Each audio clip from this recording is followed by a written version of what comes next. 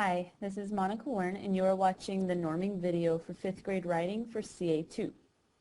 What you'll see on the screen here on the left-hand side is the rubric for the expository prompt for CA2.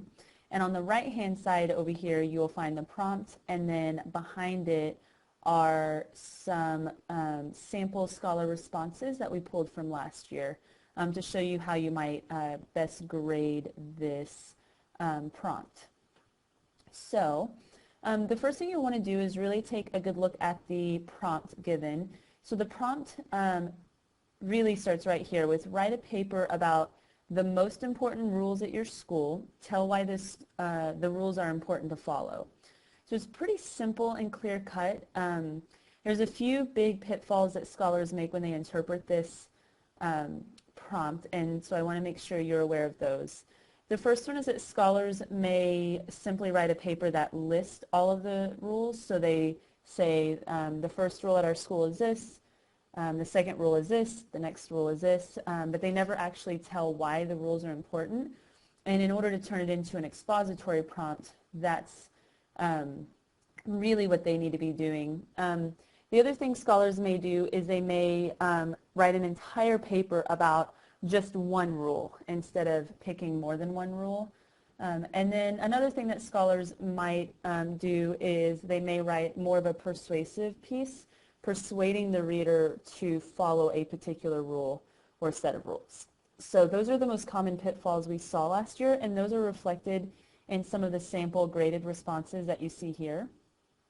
If you look over here to the left-hand side, this is the expository grading rubric, and you'll also see the guiding questions are over here in pink to kind of help you as you read through the prompt. Just like with grading a narrative, you really want to focus in on this question and then grade it according to some of the words, such as the essay skillfully versus the essay is clear. So it may be clear, but is it skillful? So really pull out some of those descriptive words within the rubric to really help guide the grading of the paper. I know last time I walked through each strand, so what I think may be a good use once you're done watching this video is for you to go through and read each of these indicators very carefully. But for right now, I want to show you how you might best grade these papers. So if I show you one of the samples, it looks like this.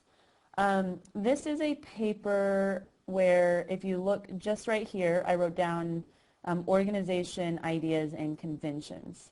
And that aligns with the 3 strands that are on your rubric.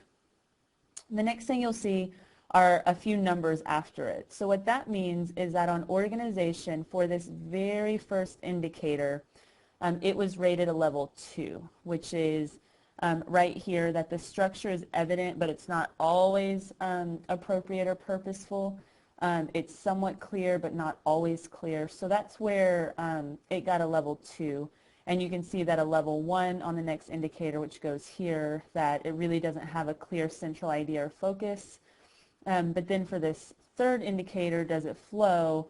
And it goes here, is that the idea progression isn't weak, but it is not always logical or controlled. So that got a 2. So overall for organization, because it was a 2-1-2, this paper received a level 2. You'll see that on ideas, there are 2 indicators. So they got a 2 and a 1. And so overall they got a 1, and then straight 2s on conventions. I think one important thing to note on this is that is to make sure, for example, right here, if there's a 2 and a 1, you always go with the lower one if it doesn't average up the way that the organization one would. And then if you're really struggling, like you're looking at an indicator and you're like, I'm not sure if this scholar got a 2 or a 3, always err on the lower side. That is the way that the STAR writing rubric works in 4th grade and in 7th grade when the scholars are in middle school. I would encourage you after you watch the video to look at the rubric really carefully and then to read through these sample papers to really understand. This one is a really strong one. You'll see that on 2 indicators it received a level 4 to really understand why it got a level 4.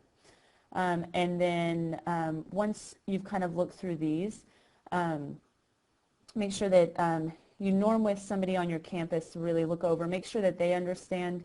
If you have any additional questions, you can post them in the discussion board that's underneath these norming videos. And I'll get back to you, or the CTO will get back to you as soon as possible. Thank you.